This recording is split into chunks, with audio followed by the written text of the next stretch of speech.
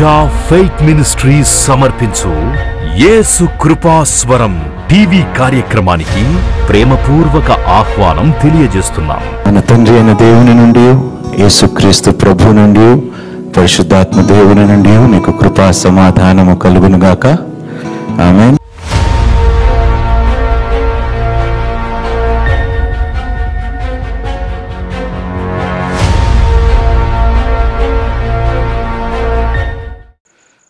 ఈరోజు మనుషులు ఎక్కువగా లోకానికి సంబంధించిన విషయములే వారి జీవితంలో నెరవేర్చబడాలనే ఆశతో ఉన్నారు. మనిషి పడిపోయిన దినము నుండి వాడు ఆలోచన దేనికి సంబంధించినదై ఉంది? పరలోక సంబంధమైన వాటి గురించే కదా మనుషుడంతా ఆలోచిస్తున్నాడు. ఇప్పుడు నేను ఎందుకు ఈ మాట అడుగుతున్నానంటే అమ్మా, ఒకసారి బైబిల్ గ్రంథం తీద్దాం. యేసుక్రీస్తు ప్రభు వారి దగ్గరికి యెరికో పట్టణం దగ్గర ఇద్దరు గుడ్డి వాళ్ళు వచ్చారు. ఎవరు వచ్చారు? మార్కు సువార్త 10వ అధ్యాయము 46 నుండి చదువుదాం. మార్కు సువార్త 10వ అధ్యాయము 46వ వచనము నుండి చివరి వచనము దాకా చదువుకుందాం. వారు యెరికో పట్టణమునకు వచ్చిరి. ఆయన తన శిష్యులతోనూ బహుజన సమూహముతోనూ యెరికో నుండి బయలుదేరి వచ్చుచుండగా తిమయి కుమారుడగు బర్తమయి అను గ్రుడ్డి భిక్షకుడు త్రోవ ప్రక్కను కూర్చుండెను. ఈయన నజరేయుడైన యేసు అని వాడు విని, దావీదు కుమారుడా యేసు, నన్ను కరుణింపమని కేకలు వేయ మొదలుపెట్టాడు. చాలా జాగ్రత్తగా వినండి. ఒక గుడ్డివాడు ఎక్కడున్నాడండి? ఎక్కడున్నాడు? యెరికో పట్టణము దగ్గరలో ఉన్నాడు. ఏమని కోరుకుంటున్నాడు? చదువు నాన్న. బహు జన సమూహంతోను యెరికో నుండి బయలుదేరి వచ్చుచుండగా తిమయి కుమారుడగు బర్తమయి అను గుడ్డి భిక్షకుడు త్రోవ ప్రక్కను కూర్చుండెను. ఈయన నజరేయుడైన యేసు అని వాడు విని, దావీదు కుమారుడా యేసు, నన్ను కరుణింపుమని కేకలు వేయ మొదలుపెట్టెను. ఊరకుండుమని అనేకులు వాణ్ణి గద్దించిరి. కాని వాడు, దావీదు కుమారుడా నన్ను కరుణింపమని మరీ ఎక్కువగా కేకలు వేశాను. అప్పుడు యేసు నిలిచి వాని పిలువుడని చెప్పగా, వారు ఆ గ్రుడ్డి వాణిని పిలిచి, ధైర్యం తెచ్చుకొనుము, ఆయన నిన్ను పిలుచుచున్నాడు, లెమ్మని వారితో చెప్పిరి. అంతటా వాడు బట్టలు పారవేసి దిగ్గున లేచి యేసునొద్దకు వచ్చెను. యేసు, నేను నీకేమి చేయగోరుచున్నానని వారిని అడగగా, ఆ గ్రుడ్డివాడు, బోధకుడా నాకు దృష్టి కలగజేయమని ఆయనతో అనెను. యేసుకి తెలీదా ఏం కావాలో? యేసుక్రీస్తుకి ఏమి చేయాలో తెలీదా గుడ్డివాడికి? మరి ఎందుకు అడిగాడు? ఈరోజు మిమ్మల్ని కూడా దేవుడు అదే అడుగుతున్నాడు. మీకు ఏం కావాలో యేసుక్రీస్తుకి తెలుసా తెలియదా? తెలియదా? అయినా మిమ్మల్ని అడుగుతున్నాడు ఈరోజు, నన్ను ఏమి చేయాలని కోరుచున్నావు అని మిమ్మల్ని అడిగితే, ఇప్పుడు గుడ్డివాడు పేదవాడా గొప్పవాడా? పేదవాడే. ఇల్లుందా వాడికి? చెప్పాలి. తల దాచుకోవటానికి ఒక ఇది ఉందా? ఇల్లు వాడికి ఏమైనా ఉన్నదా? ఎక్కడ పడుకుంటున్నాడు వాడు? త్రోవ పక్కన పడుకుంటున్నాడు. అంటే కుటుంబం ఉందా వాడికి? సొంత వాళ్ళు అన్నవారు ఉన్నారా? వినిపిస్తుందా మీకు? సొంత వాళ్ళు లేరు, ఇల్లు లేదు, డబ్బు లేదు, చక్కటి పరుపు ఉన్నదా? మీకున్నదా లేదా? పరుపు ఉన్నది. మీకున్నదా? ఉన్నది. ఏమీ లేవు తన దగ్గర. పట్టించుకునే నాదుడు లేడు. ఇన్ని ఉన్నాయి. గుడ్డితనము దాని పైగా, డబ్బు లేదు, జాగ్రత్తగా వినండి సహోదరి సహోదరులారా. డబ్బు లేదు, సుఖము లేదు, సంతోషము లేదు, ఇల్లు లేదు, అమ్మగారు కోరుకున్నట్టుగా ఏమీ లేవు. దాని పైగా చూపు కూడా లేదు. మీకున్నదా? చూడగలుగుతున్నారా? ఎంతమందికి ఇల్లులు ఉన్నాయండి? సొంత ఇల్లు కాదు, ఇల్లులు ఎంతమందికి ఉన్నాయి? చేతులు ఎత్తండి. అద్దెల్లో సొంత ఇల్లు నాకు అనవసరం. ఇల్లులు ఎంతమందికి ఉన్నాయి? చేతులు ఎత్తండి. 3 పూట్ల భోజనం ఎంతమందికి ఉన్నది? చేతులు ఎత్తండి. 3 పూట్ల భోజనం ఉన్నది. ఎండ దెబ్బ తగలకుండా దేవుడు కాపాడుతున్నాడు. ఎంతమందిని కాపాడుతున్నాడు దేవుడు ఎండ దెబ్బ తగలకుండా? పాపం ఆయనకి నీడ ఎక్కడైనా ఉన్నదా? పైగా గుడ్డివాడు. ఎక్కడికి వెళ్ళాలో కూడా, మీకు ఎక్కడికి వెళ్ళాలో తెలుసు కదా, ఆయనకి ఎక్కడికి వెళ్ళాలో కూడా తెలియదు. ఇన్ని కష్టాలు, ఇన్ని బాధలు, ఇన్ని ఇబ్బందులు, ఇన్ని ఇరకాటములు ఉన్నా కూడా యేసుక్రీస్తు ప్రభువారు అడిగాడు, నేనేమి చేయాలని నేను అడిగినప్పుడు ఏమడిగాడు? ఏం కావాలి? అయ్యా, ముందు నాకు చూపు కావాలి, ఆ తర్వాత ఇల్లు కావాలి, ఆ తర్వాత సుఖభోగాలు కావాలి, మంచి పెళ్ళం కావాలి, పిల్లలుగా చెప్పాలి. ఏమైనా లిస్టు పెట్టిండా? అడగొచ్చా లేదా? అడిగిండా? అడగలేదు. దేవా, నాకు చూపు కావాలి, నిన్ను చూడాలి ప్రభువా. నాకు చూపు కావాలి నాయనా, నిన్ను చూడాలి. ఇంతవరకు నీ గురించి విన్నాను కానీ నిన్ను చూడలేదు. నిన్ను చూస్తే నాకు చాలయ్యా, నిన్ను చూస్తే నాకు చాలయ్యా. ఈరోజు ప్రతి ఒక్కరిని నేను ఇదే ప్రశ్న అడుగుతూ ఉంటా. దేవుడు నీ దగ్గరకు వచ్చి నీకు ఏమి కావాలని కోరితే, నా కుటుంబం, అరే నీ కుటుంబం అని పక్కన పెట్టయ్యా, నీకేం కావాలి?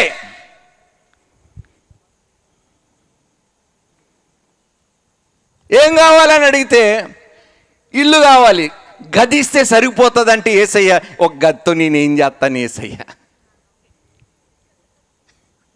అంటారా లేదా?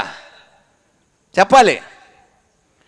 ఇల్లు కావాలని, ఇల్లు దేవుడు ఒక పాకనిచ్చాడు అనుకోండి, సంతోషంగా తీసుకుంటారా? ఊరుకోండి.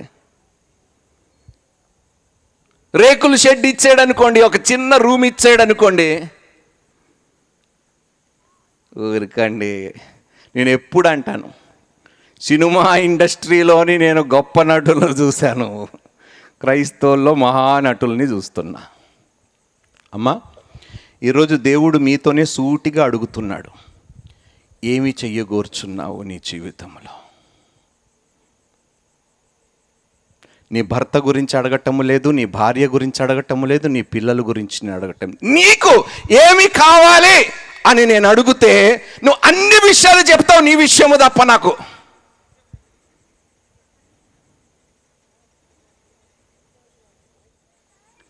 ప్రతి ఒక్కరితో దేవుడు చెప్తున్నది ఏమిటంటే, మీకు ఏం కావాలో మీకే తెలియదు కాబట్టి నన్ను ఏమి అడగాలో మీకు అర్థం కావటము లేదు. ఆ గుడ్డివాడికి అర్థమైంది, ఇల్లు లేకపోయినా పర్వాలేదు, డబ్బు లేకపోయినా పర్వాలేదు, సుఖభోగాలు లేకపోయినా పర్వాలేదు, వాడికి కావాల్సింది ఒక్కటి ఉంటే మాత్రము చాలనుకున్నాడు. వాడు ధన్యుడు. హల్లెలూయా.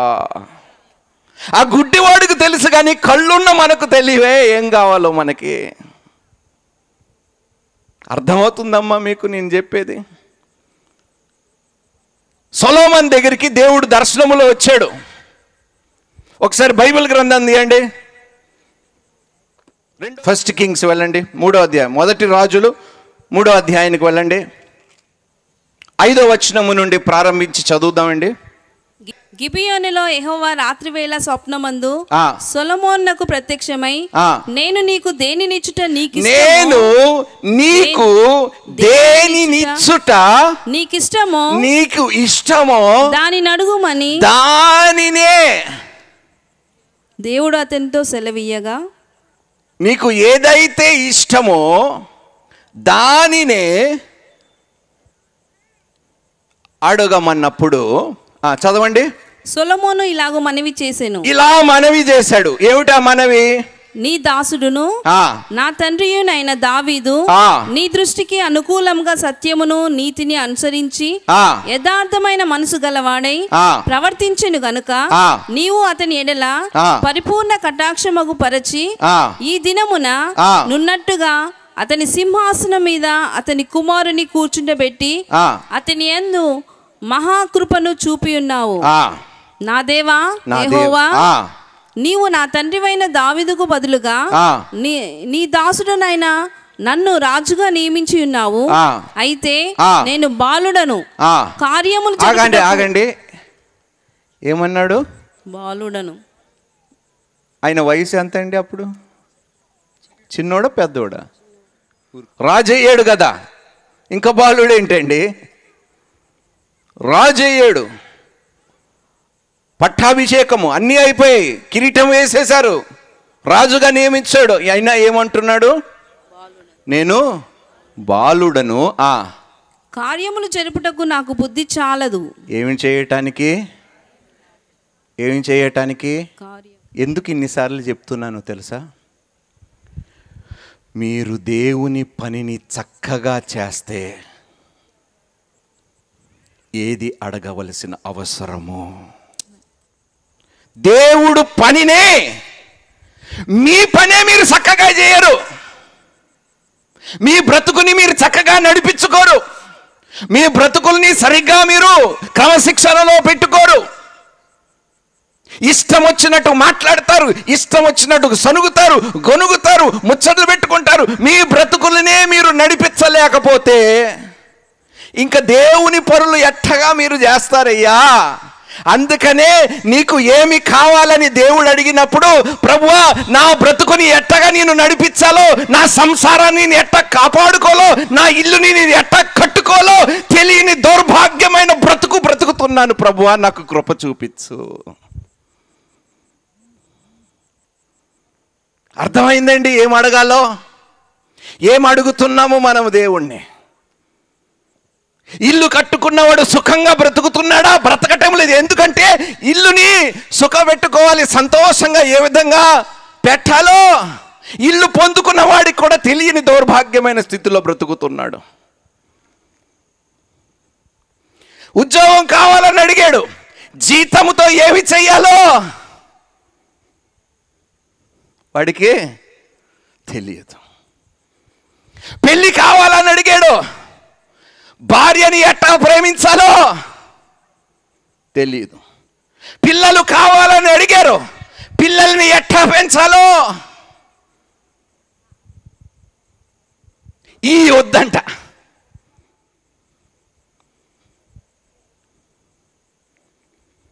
నా ప్రజలు జ్ఞానము లేక, ఈరోజు క్రైస్తవులు అడగవలసింది ఒకటే, ప్రభువా నాకు జ్ఞానము తక్కువయింది నాయన. తెలివి తక్కువ దానిని, తెలివి తక్కువ వాడినే కాబట్టి ఇన్ని కష్టాలు, ఇన్ని బాధలు, ఇన్ని నష్టాలు, ఇన్ని అప్పులు, ఇన్ని నిందలు, ఇన్ని అవమానాలతో బ్రతుకుతున్నాను తండ్రి. అందుకనే జయించలేకపోతున్నాను.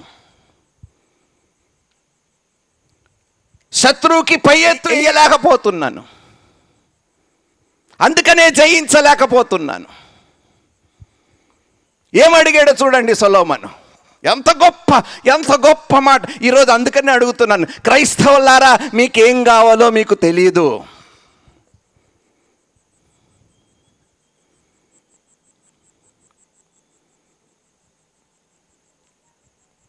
మంచి బ్రతుకు కావాలి.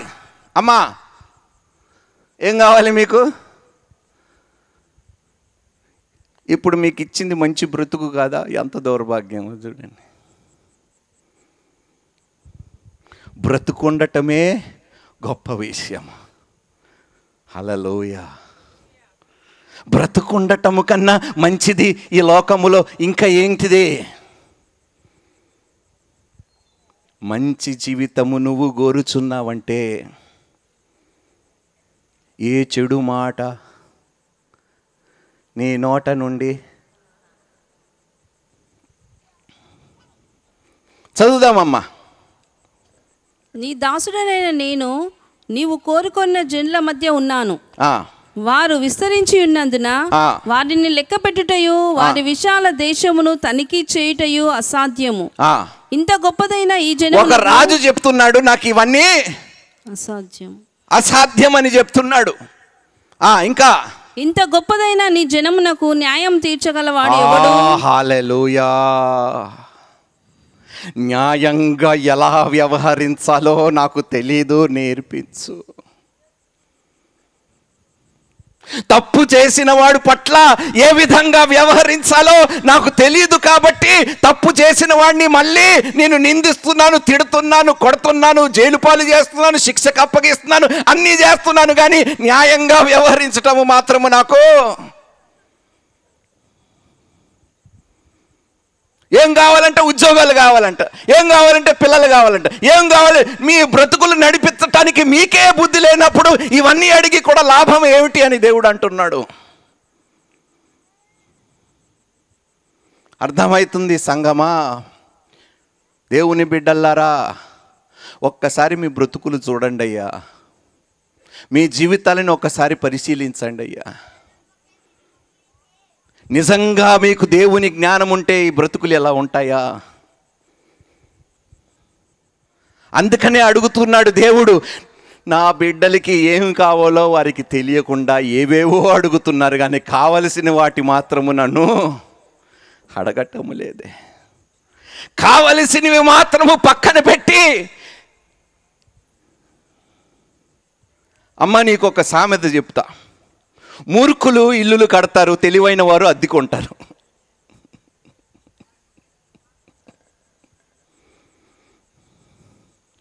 Fools build houses and wise men rent it out.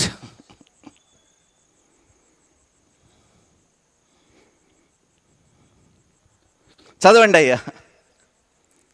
కాబట్టి నేను మంచి చెడ్డలు వివేచించి. ఏమిటి మంచి చెడ్డలు వివేచించి? వీళ్ళు కూడా మీ కుటుంబమే.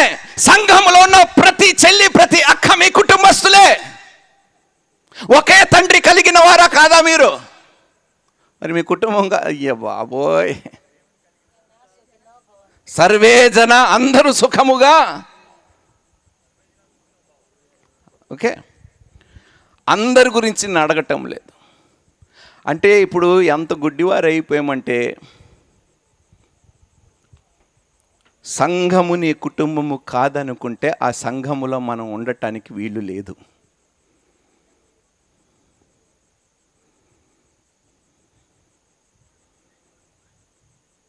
బైబిల్ గ్రంథం చెప్తుంది, we are all brothers and sisters in Christ.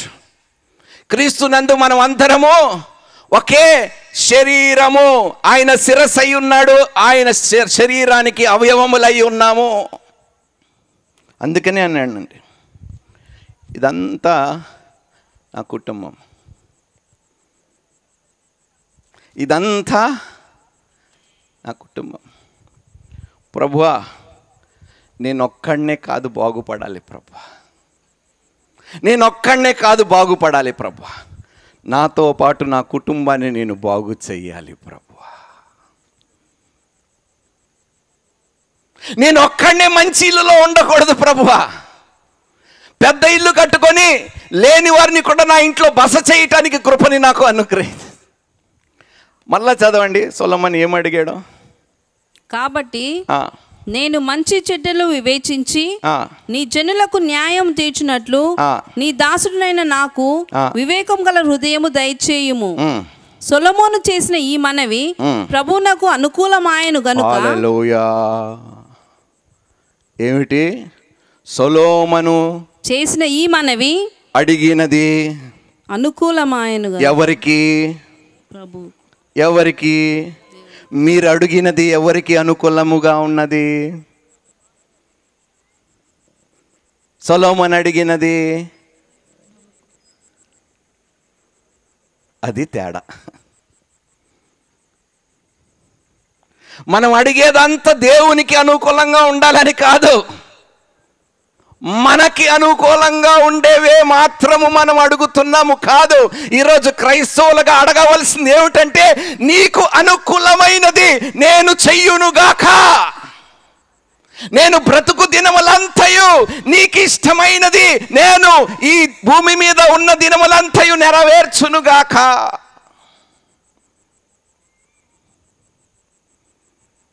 ఏమడుగుతున్నామండి దేవుణ్ణి మనం? మత్తయి సువార్త 6వ అధ్యాయం 25వ వచనం. అందువలన నేను మీతో చెప్పినదేమనగా, ఏమి తిందుమో ఏమి త్రాగుదుమో అని మీ ప్రాణములను గూర్చి అయినను, ఏమి ధరించుకుందుమో అని మీ ప్రాణము, మళ్ళీ చదవండి. ఏమి తిందుమో ఏమి త్రాగుదుమో అని మీ ప్రాణమును గూర్చి అయినను, ఏమి ధరించుకుందుమో అని మీ దేహమును గూర్చి అయినను మీ ప్రాణము గురించి అయినా, మీ దేహమును గురించి, గట్టిగా, మీ ప్రాణము గురించి అయినా, మీ దేహమును గూర్చి అయినా మీరు ఏమి అడుగుతున్నారు?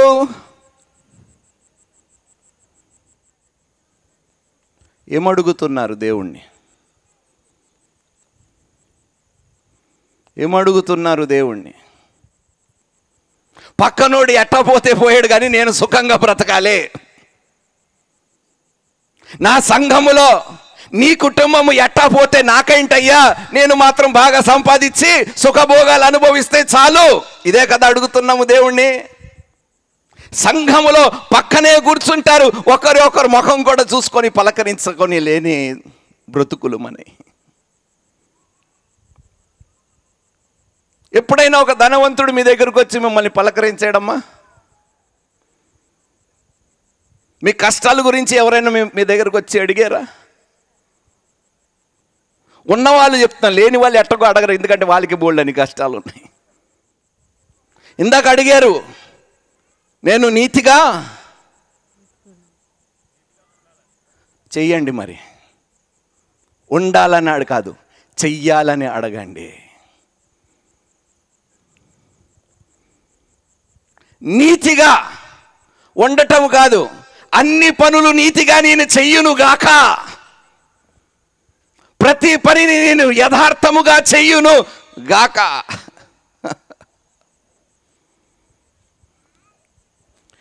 దేవుడు మీ అందరినీ, మీ కుటుంబంలో అందరినీ ఎందుకు రక్షించలేదు? చేతకాని వాడా? చెయ్యలేకపోయాడా? మిమ్మల్ని రక్షించుకున్నాడంటే మీ ఎడలో ఒక ప్రత్యేకమైన ప్రణాళిక ఉన్నది. అందుకనే ఒక సంఘములో మిమ్మల్ని స్థిరపరిచి, ఆ సంఘములో ఉన్న నా కుటుంబాన్ని, నా బిడ్డలని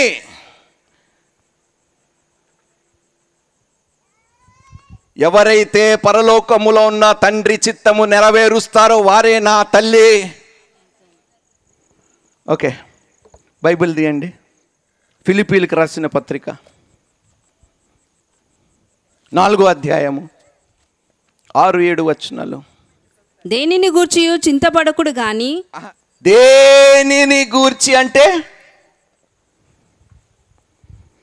అమ్మా మనం అందరం చనిపోతామా? చనిపోమా? ధనవంతుడు కూడా చనిపోతాడా? చనిపోడా? డబ్బున్నవాడైనా చనిపోవాల్సిందే, పేదవాడైనా చనిపోవాల్సిందే. వీరిద్దరిలో ఎక్కువ బంధులోకి ఎవరు ఎక్కువ తీసుకొని వెళ్తారు? సమాధిలోకి వీళ్ళిద్దరిలో ఎవరు ఎక్కువ తీసుకొని వెళ్తారు? బ్రతుకుండగానే ఇచ్చి చచ్చిపోండి. చచ్చిపోయిన తర్వాత ఎలాగో ఏమి ఇవ్వలేరు కాబట్టి ఇచ్చి సంతోషంగా బ్రతకండి. దేని గురించి చింతించకండి. దేవుడు అన్నీ మీకు సమకూర్చి సమృద్ధిగా తిరిగి ఇవ్వగలుగుతాడు. అర్థమవుతుందమ్మా మీకు? అడగవలసినవి మాత్రము అడగరు, ఇవ్వవలసింది మాత్రము. ఎవరైనా మీలో ఉన్నారండి, ప్రభువా కనీసం నా జీతంలో ఒక 70% నేను నీకు ఇవ్వాలి, ఉన్నారా ఎవరైనా? ఎందుకు? 30% సరిపోదు కాబట్టి. నా దగ్గర 0 ఉన్నా కూడా నా దేవుడు నాకు ఇవ్వగలుగుతాడు తిరిగి. హల్లెలూయా. చూసారమ్మా, ఏం అడుగుతున్నారమ్మా దేవుణ్ణి, ఏమి ఇవ్వగోరుచున్నారో దేవునికి. ప్రభువా మళ్ళీ ఏమంటారు? నావన్నీ ఏది ఒకసారి మీ మొఖాలు చూపించండి. పాట పాడారా? నావన్నీ ఏది ఒకసారి పాడండి, పాడండి ఒకసారి. నావన్నీ ఇస్తే కదా, ఇస్తే కదా. అందుకనే బ్రతిమాలుతున్నాను, మిమ్మల్ని ప్రాధేయపడుతున్నాను. ప్రభువా నేను ప్రాణముతో ఉంటే చాలు నాయనా తండ్రి, నేను ప్రాణముతో ఉంటే ప్రభువా, ఈ ప్రాణముతో గొప్ప పనులు ఏమీ లేకపోయినా నువ్వు చెయ్యించగలుగుతావు. కాబట్టి నేను బ్రతికుండే కృపని నాకు దయచేయము తండ్రి.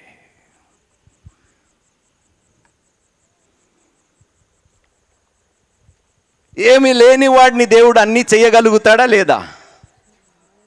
ఏమీ లేని వాడికి కూడా దేవుడు అన్నీ చేయగలుగుతాడా? చేయగలుగుతాడా? మరి ఏమీ లేదని ఏడుపు మొఖాలు పెట్టుకొని ఏడుస్తుంటారు ఎందుకు? ఎందుకు? అయ్యా నా దగ్గర ఏమీ లేదయ్యా. దేవుడు అంటున్నాడు, నీ ప్రాణం ఉంది కదా, సరిపోదా? ఊపిరి ఉంది కదా, సరిపోదా? కంటి చూపు ఉన్నది కదా, సరిపోదా? పని చేసే చేతులు ఉన్నది, సరిపోదా? పని చేసే అవయవాలు, కాలు అన్నీ ఉన్నాయి కదా, సరిపోదా? ఇంకేం కావాలి? ఆ చేతులు నాకివ్వు, నేను దానిని వాడుకుంటాను. నీ పాదములు నాకివ్వు, నా రాజ్యము కోసము పరుగులు తీయిస్తాను. నీ కళ్ళును నాకివ్వు, తేట కనులు నీకు తిరిగి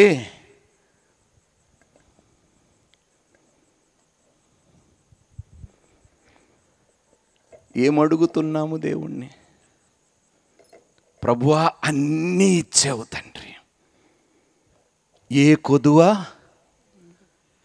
ఈ దేహము ఈ విధంగా ఉన్నదంటే నేను అన్నీ కలిగి ఉన్నాను ప్రభువా, వాడుకో తండ్రి. బ్రతుకున్నంత వరకు నా శరీరములో, ఈ దేహములో ఉన్న ప్రతి అవయవము నీకు నీతికి సాధనములుగా వాడబడును గాక. అడగమే. డబ్బులు కావాలి, ఉద్యోగాలు కావాలి, పిల్లలు కావాలి, ప్రమోషన్లు కావాలి, కారు కావాలి, బైకు కావాలి.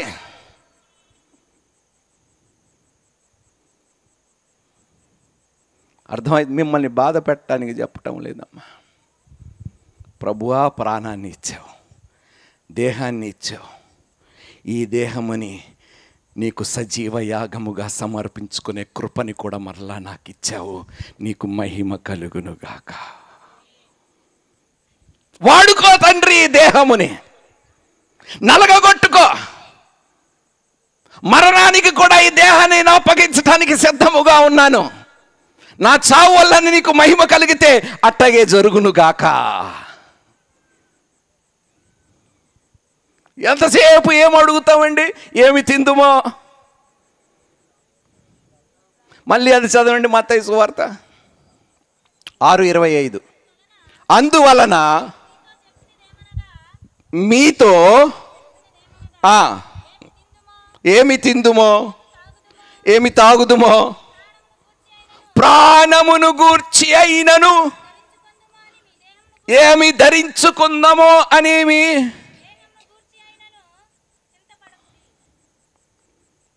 మీ ఆడవాళ్ళు గొప్పవాళ్ళు. మీ ఆయన పట్టు చీర కొనియలేదనుకోండి, ఆడికి సావే.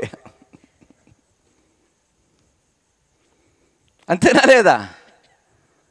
వాడికి అన్నం ఉండదు, ఏముండదు ఇంట్లో. పట్టు చీర వేసుకుంటేనే దేవుడికి మహిమనా?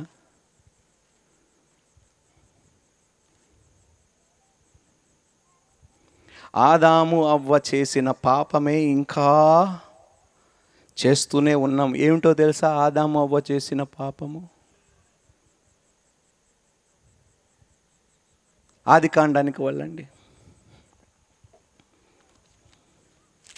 3వ అధ్యాయానికి వెళ్ళండి, మొదటి 6 వచనాలు చదవండి.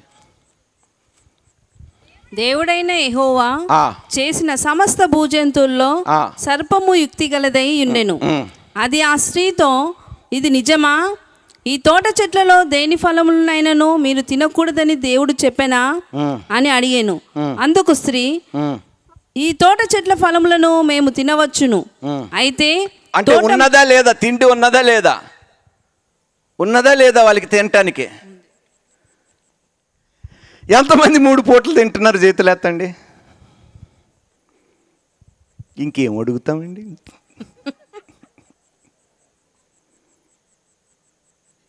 అన్నీ ఇచ్చాడు ఏదైనా తోటలో. ఇచ్చాడా లేదా? ఏదైనా తక్కువ చేశాడా? చెప్పాలి. మీకేమైనా తక్కువ చేశాడా? ఏం బా ఎంత చక్కగా లేదంటున్నారు చూడండి. తక్కువ చేశాడని కదా ఇన్ని కన్నీళ్ళు ప్రార్థనలు.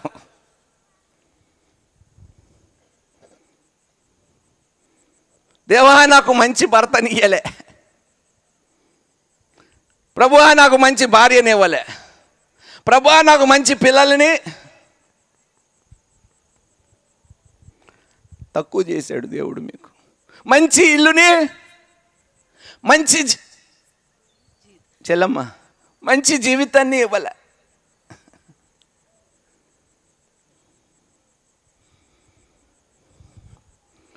చదవండి. తినటానికి ఏదైనా తోటలో. అందుకు స్త్రీ, ఈ తోట చెట్ల ఫలములను మేము తినవచ్చును.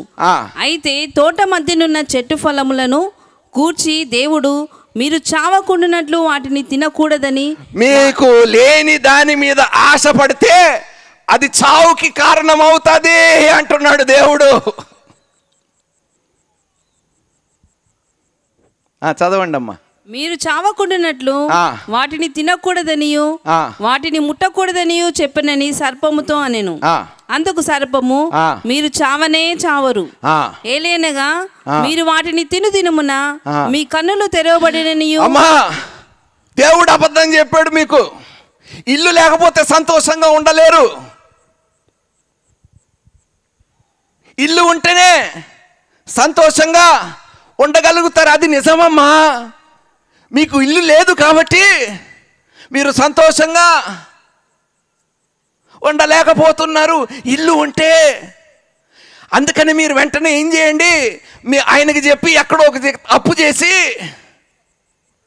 పప్పుగూడు. అర్థమవుతుందమ్మా మీకు? అవసరము లేని దాని గురించి అవసరము ఉన్నదని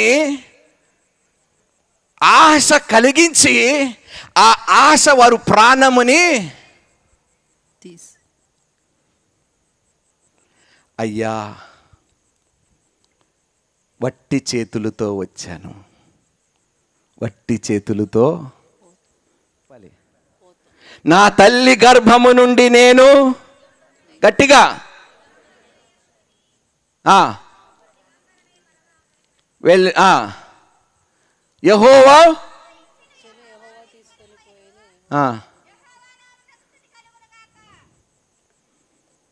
ఇచ్చినంత వరకు దేవానికి స్తోత్రం, దేవానికి మహిమ కలుగును గాక. తీసేసుకుంటే ఏంటి ప్రభువా తృప్తి? అడగండి, దేవా ఉన్నా లేకపోయినా తృప్తిగా జీవించే జ్ఞానము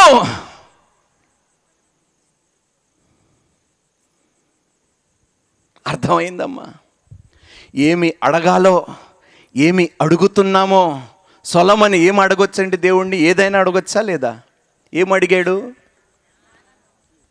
దేనికోసము? ఆ జ్ఞానము ఆయన ధనవంతుడు కావాలని అడగలేదు, ప్రజలకి న్యాయమైన తీర్పు. అరే ఎంత గొప్ప విషయము.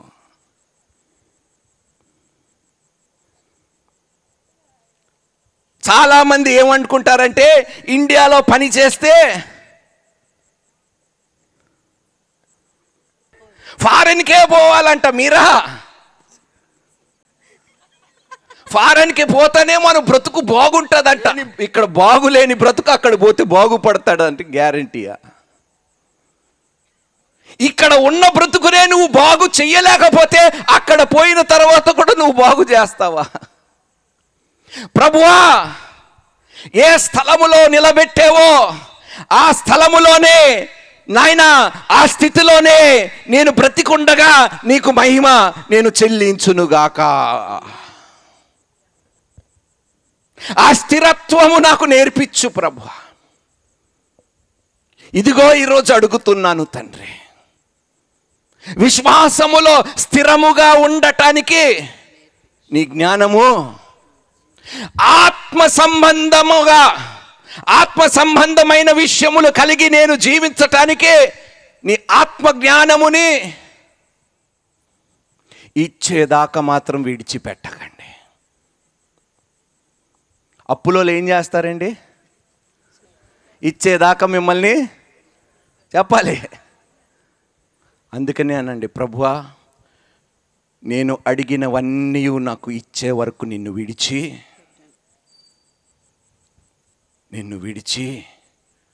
పెట్టను ప్రభువా. ఎందుకంటే ఏవైతే నేను అడిగానో అందరికీ మేలు కలుగుతుంది ప్రభువా. నేను ఏదైతే నిన్ను అడిగానో అడిగిన దాని వలన నాకు కాదు, నా చుట్టుపక్క వాళ్ళందరికీ మేలు కలుగుతుంది. అలాంటి బ్రతుకు నాకు ఇవ్వు, అలాంటి జీవితమును నాకు ఇవ్వు. నా వలన ప్రతి ఒక్కరికి మేలు కలుగునట్లుగా అలాంటి జీవితము మీరు నాకు అనుగ్రహించునుగాక. నా వలన తిరిగి సంఘాలలో ఐక్యత కలుగునుగాక. నా వలన చల్లారిపోతున్న మనుషుల హృదయములో ఉన్న ప్రేమ తిరిగి రగులునుగాక. నా వలన బలహీనముగా ఉన్నవారు బలపరచబడునుగాక.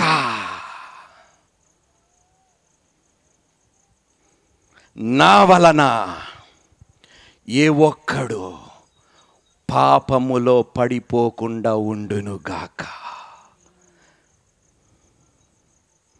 అడగండి అయ్యా, ఏమడుగుతున్నాము? ఏమి తిందుమో, ఏమి త్రాగుదుమో?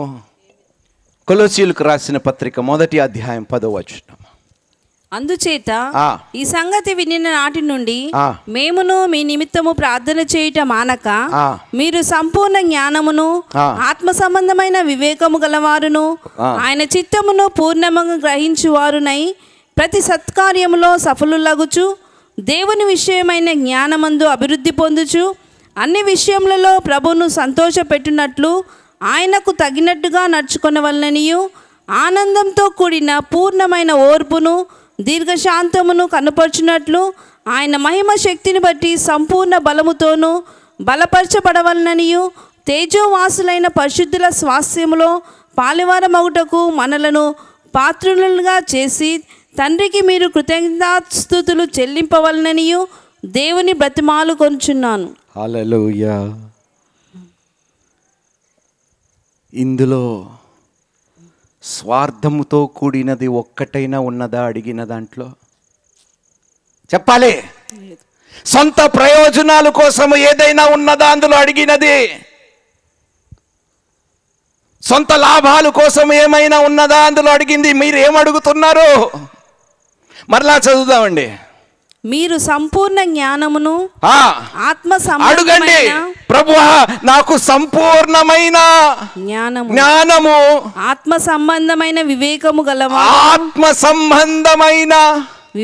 గలవారును వివేక గలవానిగా గలదానిగా ఆయన చిత్తమును పూర్ణముగా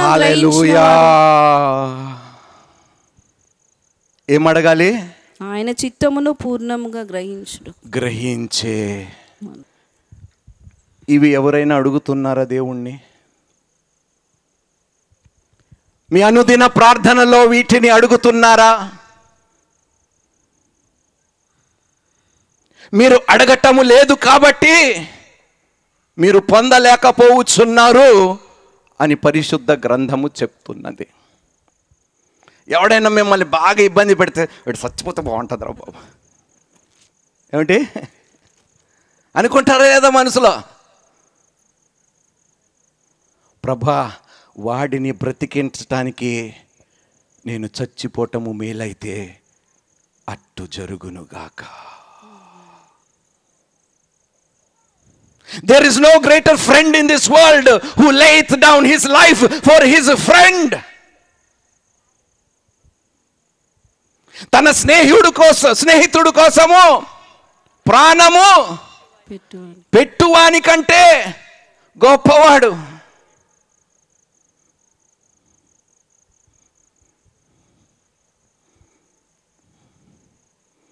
చదవండి అమ్మా, యోహాను సువార్త 9వ అధ్యాయం 4వ వచనం. పగలున్నంత వరకు నన్ను పంపిన వాని క్రియలు మనము చేయుచుండవలెను. రాత్రి వచ్చుచున్నది, అప్పుడెవడునో పని చేయలేడు. హల్లెలూయా. ఏమిటి? పగలున్నంత వరకు నన్ను పంపిన వాని క్రియలు, వెలుగున్నంత వరకు ఆ తండ్రి క్రియలను, పగలున్నంత వరకు ఎవరు పని చేయాలి?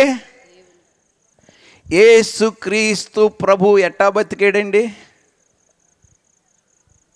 ఎవరు పని చేసి బతికిండు?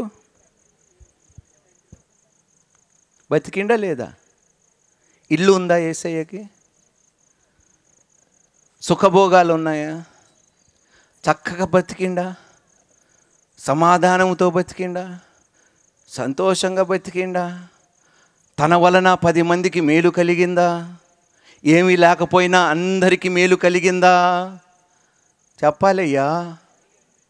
అలాంటి బ్రతుకు అడగండి అయ్యా. నా దగ్గర ఉన్నా లేకపోయినా నా వలన నీ జనులకి మేలు కలుగునుగాక. ఉన్నా లేకపోయినా నీ జనులకి నా వలన, గట్టిగా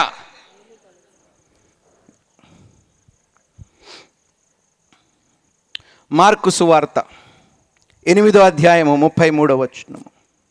అందుకు ఆయన తన శిష్యుల వైపు తిరిగి వారిని చూచి, సాతానా, నా వెనుకకు పొమ్ము, నీవు మనుషుల సంగతులను మనస్కరించుచున్నావు కానీ. ఏమిటి మనుషుల సంగతులు మనస్కరించుచున్నావు అంటే పట్టించుకుంటున్నా.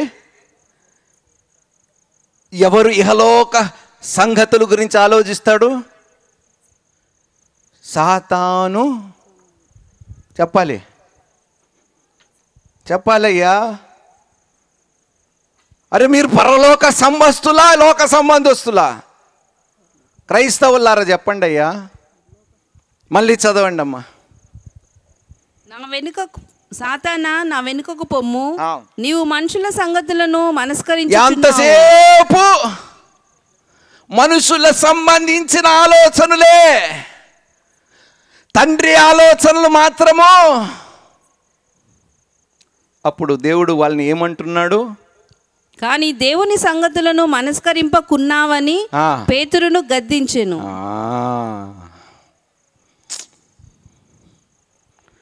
నేను ఒక ప్రశ్న అడుగుతానమ్మా. మరియమ్మ కన్యే కదా? కన్యనేనా? చెప్పాలి. దూత వచ్చి మరియమ్మకి ఏం చెప్పాడు? నువ్వు అందరు చెప్పండి గట్టిగా, గర్భవతివై అయ్యా ఈ పాపము నాకొద్దయ్యా, లోకం ఏమనుకుంటుందయ్యా, నా బ్రతుకు ఏమైపోవాలయ్యా, ఈ లోకములో నేను బ్రతకాలా, తల ఎత్తుకొని బ్రతకాలా లేదా అని లోక సంబంధమైన విషయాల గురించి ఆలోచించి నా వల్ల కాదు అన్నదా? ఏమన్నది? నీ చిత్తము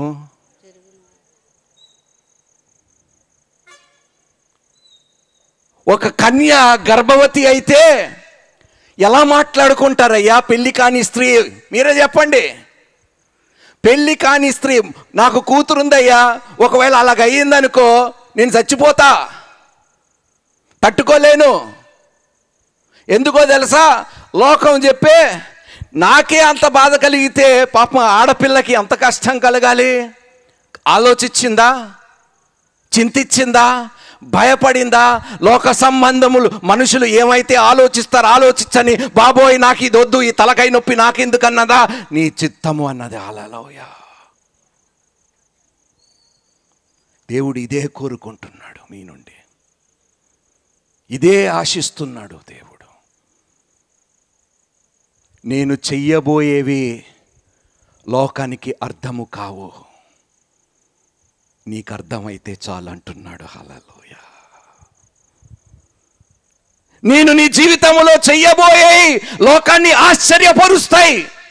బహుశా నేను నీ జీవితంలో చేసింది నింద కలిగించవచ్చు నీకు ఈ లోకములో, కానీ వాటి గురించి ఆలోచించద్దు. నీ అవమానానికి ప్రతిగా రెట్టింపు ఘనతని నేను ఇస్తాను. హల్లెలూయా.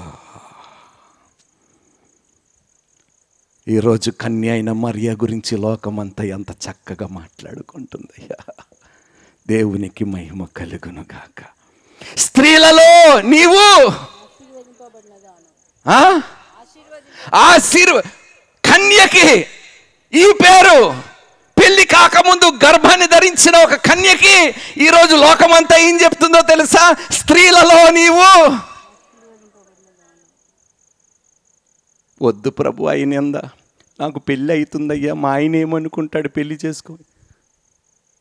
తండ్రి నీ చిత్తము అన్నది ఈరోజు ఎంత ఘనత పొందుకున్నదో. హల్లెలూయా. అర్థమవుతుందమ్మా మీకు? ఆమె ప్రభువా ఎవ్వరేమనుకుంటారో, నా బ్రతుకుని చూసి ఎవరు ఏం ఆలోచించుకుంటారో వాటి గురించి ఆలోచించుకుంటే నేను నీ ఆలోచనల గురించి నేను పట్టించుకోలేను ప్రభువా. ముందు నీ నీతిని, నీ రాజ్యముని నిత్యము నేను వెతుకునుగాక, అప్పుడు అన్నీ నాకు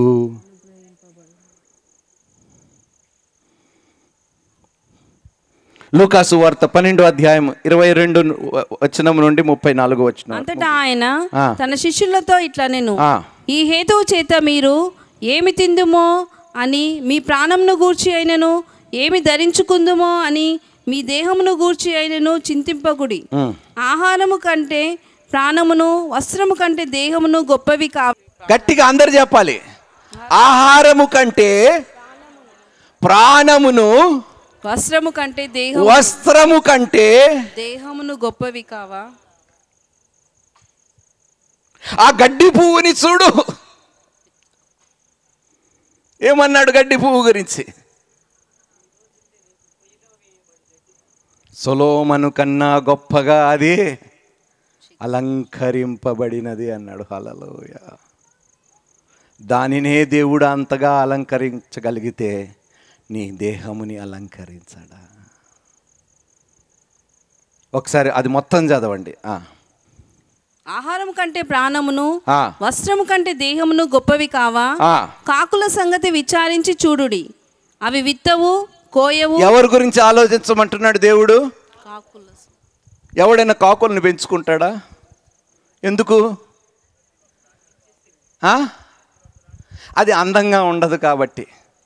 దాన్ని అది కావ్ కావ్ కావ్ అంటుంటే, అదే చిలుకలు అనుకో చూడటానికి కూడా. కాకిని కూడా ప్రేమించే దేవుడు, కాకిని పోషించగలిగే దేవుడు, లోకమంతయు కాకిని అసహించే దేవుడే కాకు సమస్తము ఇవ్వగలిగితే, దేవా నేను చింతించవలసిన అవసరము ఉన్నదా? భయపడవలసిన అవసరము ఉన్నదా? భీతి చెందవలసిన అవసరం ఉన్నదా? దిగులు పడవలసిన అవసరం ఉన్నదా? లేని వాటి గురించి ఏడిచి నా జీవితాన్ని పాడు చేసుకోవలసిన అవసరం ఉన్నదా? టెన్షన్లతో బీపీలు, షుగర్లు, వ్యాధులు తెచ్చుకునే అవసరము నాకు ఉన్నదా? చదవండి అమ్మా. విత్తవు కోయవు, అవి విత్తవు కోయవు, వాటికి గరిస లేదు. ఏమి లేదు? కొట్టు లేదు. ఏమి లేదు? గరిస లేదంట, కొట్టు లేదు. అయినను దేవుడు వాటిని పోషించుచున్నాడు. అయినను దేవుడు వాటిని పోషించుచున్నాడు. అవి అడుగుతాయా దేవుణ్ణి? అవి చింతిస్తాయా? నాకు ఇల్లు లేదని బాధపడతాయా? నాకు మంచి బ్రతుకు లేదు, లోకమంతా నేను నల్లదాన్ని, కాకి కాకి అని, నా గొంతు కూడా బాగలేదని సు సు సు అంటూ ఉంటారని బాధపడుతుందా? మరి మీకెందుకయ్యా పుడుచుకొచ్చేస్తుంది ఇంత ఫీలింగ్లు అంటున్నాడు దేవుడు. కాకుకు లేని ఆలోచనలు మీకెందుకయ్యా అంటున్నాడు. అది అందంగా ఉండదు, దాని స్వరము మృదువుగా ఉండదు, దానిని చూసుకుంటే అయ్యో ఎంత ముద్దుగా ఉందని పట్టుకొని ముద్దులాడరు, దగ్గరికి కూడా తీసుకోరు. దానినే నేను ఎంతగా ప్రేమించి పోషించగలిగితే నా బిడ్డలైన మీరు నాకు సంబంధమైన విషయములు అడగకుండా లోక సంబంధమైనవే అడుగుతూ ఉంటారా అని దేవుడు బాధపడుతున్నాడు ఈరోజు. చదవండి అమ్మా. మీరు పక్షుల కంటే ఎంతో శ్రేష్ఠులు, మరియు మీలో ఎవడు చింతించుట వలన తన ఎత్తును మూరెడెక్కువ చేసుకొనగలడు. కాబట్టి అన్నిటికంటే తక్కువైనవి మీ చేత కాకపోతే తక్కిన వాటిని గూర్చి మీరు చింతింపనేలా. ఎంత గొప్ప మాట! అన్నిటికన్నా తక్కువైనవి మీ చేత కాకపోతే ఏమిటి? మళ్ళీ అందరు చదవండి, అందరు చదవండి. అన్నిటికంటే తక్కువైనవి మీ చేత అన్నిటికన్నా చిన్నవే మీ వలన కాకపోతే తక్కిన వాటిని గూర్చి మీరు చింతింపనేలా. అందుకనే అడగండి ప్రభు. ఏమి అడగాలో, ఏమి ప్రార్థన చేసి వేడుకోవాలో నాకు జ్ఞానము లేదు తండ్రి. ప్రార్థనలో కూడా నీకు అనుకూలమైనవి నేను అడగటము లేదు ప్రభువా, నాకు అనుకూలమైనవే, నన్ను సుఖపెట్టగలిగినవే నేను అడుగుతున్నాను తండ్రి. నీకు ఇష్టమైనవి నేను ఏమీ అడగటము లేదు ప్రభువా. చర్చిలో నాకెంతో ఆత్మీయులు. ఆయన ఊరే కాదు, మనసు కూడా నాకు చాలా దగ్గర. ఆలోచనలే కాదు, ఆత్మీయతలో కూడా నాకు సొంత అన్నలాగా ఉంటాడు. తమ్ముళ్ళలాగా నాకు ప్రతి సలహా ఇచ్చి ప్రతి విషయంలో నన్ను అంతుకనుక్కుంటూ ఉంటాడు. మా అన్న సుధాకర్ అన్న, అలాగే మా చెల్లెమ్మలు ఇద్దరిని, అక్షర ఆకాంక్ష ఇద్దరిని వేదిక మీదకి రావాల్సిందిగా కోరుతున్నాం. ఆశ్రిత ఆకాంక్ష వారిద్దరిని కూడా వేదిక మీదకి రావాల్సిందిగా కోరుతున్నాం. సన్మానించవలసిందిగా కూచిపూడి విజయమ్మ గారిని, రాజాన్నని కోరుతున్నాం.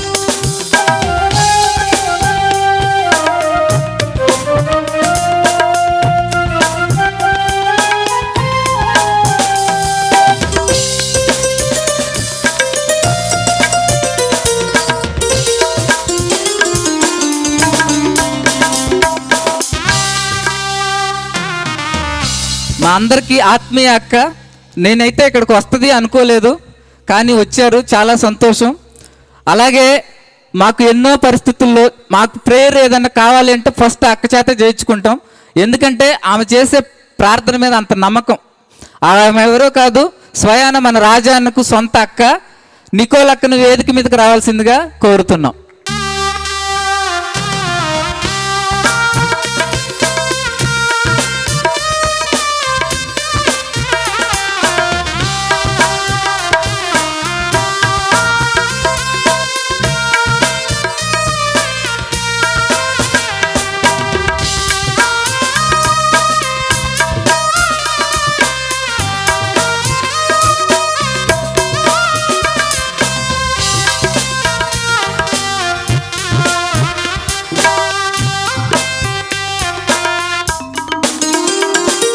చప్పట్లు కొడుతూ మన అభినందనలు వారికి తెలియజేద్దాం.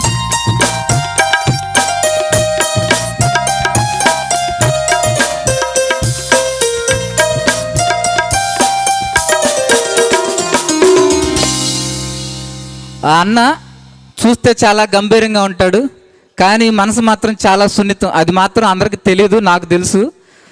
అంత ఆత్మీయంగా ప్రతి విషయంలో సొంత తమ్ముడి కంటే ఎక్కువగా నన్ను చూస్తూ నన్ను అంతుకనుక్కుంటూ హైదరాబాద్లో నాకు సొంత అన్నగా ఉంటాడు. మా జీవన్ అన్నను వేదిక మీదకి రావాల్సిందిగా కోరుతున్నాం.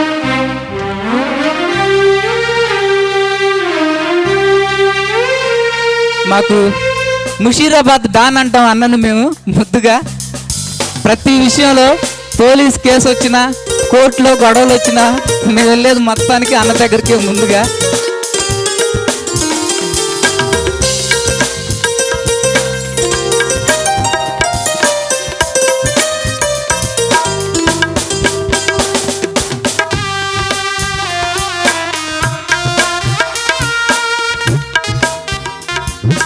ఆయన పుట్టింది కర్ణాటకలో, చదివింది మహారాష్ట్రలో, పాటలు నేర్చుకుంది ఆంధ్రప్రదేశ్లో, పాటలు పాడుతుంది తెలంగాణలో. అంతేకాదు దేవుని సేవలో ప్రాంతంతో సంబంధం లేదు, భాషతో అవసరమే లేదు అన్నట్టు ప్రతి చోట ప్రతిసారి పాటలు పాడటానికి ముందుగా ఉంటాడు. మా సన్నీ అన్నను వేదిక మీదకి రావాల్సిందిగా కోరుతున్నాం.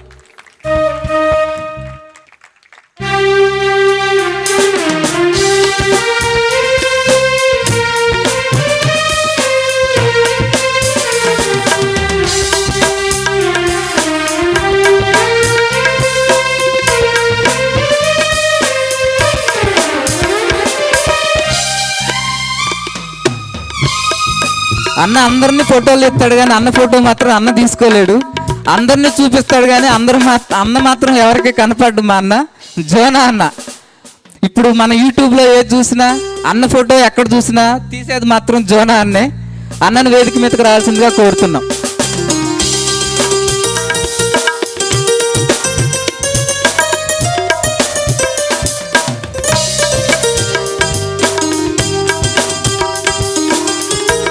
మా యూత్ మెంబర్స్ వాళ్ళ గురించి చెప్పడానికి అయితే చాలా ఉన్నాయి, ఇప్పుడు సమయం అయితే లేదు కాబట్టి ఒక్కొక్కరి పేరుతో పిలిచేస్తున్నాను. త్వరగా వచ్చి వారు స్టేజ్ మీదకి వచ్చి వారికి సంబంధించి తీసుకోవాల్సిందిగా కోరుతున్నాం. యశ్వంత్, కృష్ణ, నెక్స్ట్ కృష్ణ,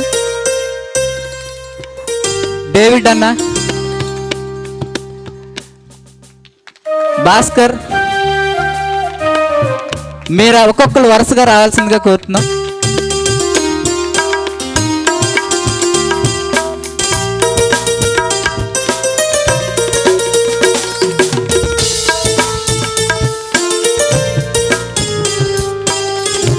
కృష్ణ, డేవిడ్ అన్న,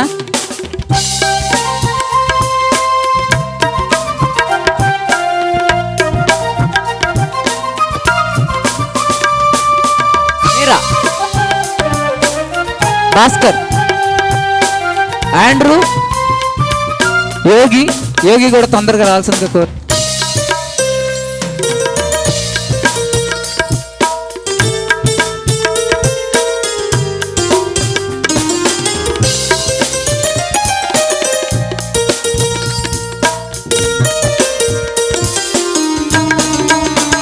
యోగి, మనమందరం చప్పట్లు కొడుతూ వాళ్ళని అభినందిద్దాం. అలాగే మా ఇన్స్ట్రుమెంట్ ప్లేయర్స్ అక్షయ్, అతని వయసు 17 ఏళ్ళు అనుకుంటా, అనుభవం మాత్రం 70 ఏళ్ళు అంత ఉంటుంది. కీబోర్డుని ఎలా ప్లే చేయమంటే అలా ప్లే చేస్తాడు. దేవుడిచ్చిన తలాంతును దేవుని సేవలో బలంగా వాడుతున్నాడు అక్షయ్ని. అలాగే తమ్ముడు నాని, ఇక్కడ మన ప్రాంతమే, పిలవగానే వచ్చి నిన్న కూడా వచ్చాడు, కానీ వర్షం పడి పాపం తిరిగి వెళ్ళాడు. అయినా ఈరోజు కూడా వచ్చాడు. నానిని కూడా మీరందరూ చప్పట్లు కొడుతూ అభినందించవలసిందిగా కోరుతున్నాం.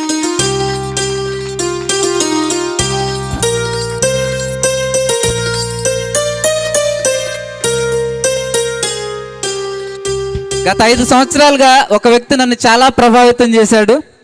కేవలం ఆయన చెప్పే ప్రసంగాల ద్వారా కాదు, కానీ ఆ ప్రసంగాలకు తగినట్టు జీవించటం. వాక్ దట్ టాక్ అంటారు. ఏం చెప్తామో అదే చేస్తాం, ఏం చేస్తామో అదే చెప్తాం. అలాంటి మాట మీద నిలబడటం ఈ రోజుల్లో చాలా కష్టం. కష్టమైనా సరే ఇష్టంగా మాట మీద నిలబడుతూ తను ఉన్నాడు. నన్ను అంతగా ప్రభావితం చేశాడంటే నేను మొదటగా ప్రభావితం అయింది డాక్టర్ వైఎస్ రాజశేఖర రెడ్డి దగ్గర. ఎందుకంటే ఇచ్చిన మాట కోసం, నమ్మిన ప్రజల కోసం ఎంత దూరమైనా వెళ్ళే నైజం. అలాగే నాకు రెండో వ్యక్తి నన్ను ప్రభావితం చేసింది కూచిపూడి సాంబశివరావు గారు. ప్రజాసేవ చేయటానికి పదవులు అవసరం లేదు, ప్రజల్లో ఉండే గుణం చాలు అని ప్రతిసారి ఆయన గుర్తు చేస్తూ ఉంటాడు. అలాగే నన్ను ప్రభావితం చేసిన మూడో వ్యక్తి కోట్లు సంపాదించడం కాదు, వాటికన్నా విలువైన ఆత్మలు సంపాదించడం గొప్ప అనే మనసు కలిగిన వ్యక్తి.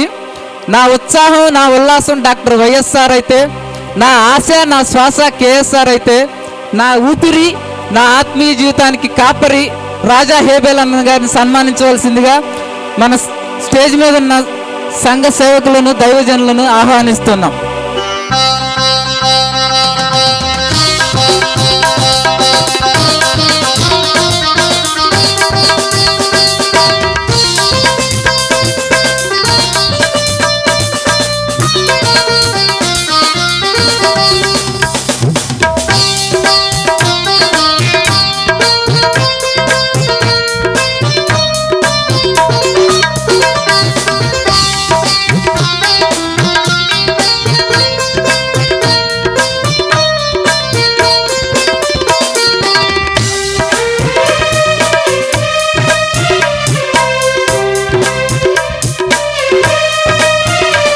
మా తమ్ముడు జాషువా వర్షిప్ టీంలో చాలా చక్కగా పాడుతూ ఉంటాడు.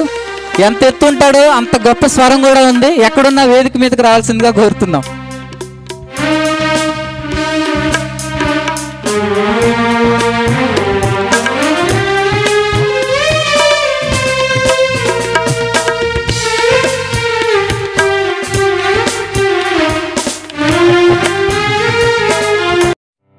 దైవజనులు బోధించిన మరిన్ని ప్రసంగాలను విని ఆత్మీయంగా బలపడాలని ఆశ కలిగిన వారు Raja Faith Ministries YouTube, Raja Faith Ministries Facebook, Raja Hebel Instagram, Raja Hebel RFM Twitter subscribe చేయండి, లైక్ చేయండి, కామెంట్ చేయండి, షేర్ చేయండి, ఫాలో అవ్వండి.